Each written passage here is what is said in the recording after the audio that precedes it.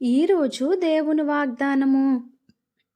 నీ హృదయమందు విశ్వసించిన ఎడల నీవు రక్షింపబడుదువు. రోమీలికి రాసిన పత్రిక 10వ అధ్యాయము 9వ వచనము. మనుషులైతే బాహ్య రూపాన్ని చూస్తారు, బాహ్య క్రియలను చూస్తారు.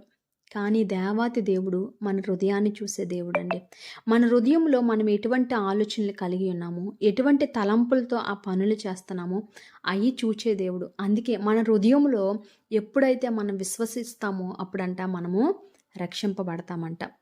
బయటికి దేవుని బిడ్డలు మనం చెప్పుకుంటూ హృదయం నిండా దేవునికి విరోధమైన ఆలోచనలు, దేవునికి విరోధమైన తలంపులు, దేవునికి విరోధమైన క్రియలు మనలో ఉన్నాయంటే అప్పుడు మనము దేవుని బిడ్డలుగా ఉండలేం. కానీ మన హృదయంలో మనం ఏమి ఆలోచిస్తున్నామో దాన్ని బట్టి, మనం ఏమి విశ్వసిస్తున్నామో దాన్ని బట్టి మనము రక్షింపబడతామంట. ఆయన యందు విశ్వాసం ఉంచువాడెవడునూ సిగ్గుపడడని లేఖనము చెప్పుచున్నది.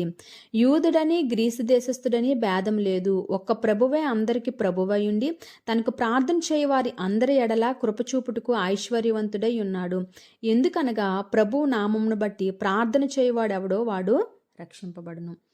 మనము దేవుని నామములో ప్రార్థన చేసేవారుగా ఉండాలని, మన హృదయాన్ని దేవుడు చూస్తున్నాడు కాబట్టి అది పరిశుద్ధముగా ఉండేటట్లు మనల్ని మనము పరీక్షించుకునే వారిగా ఉండాలని, అటువంటి నడవడికలో మనందరము నడవాలని దేవుడి కొద్ది మాటల్ని దీవించి ఆశీర్వదించునుగాక. ఆమేన్.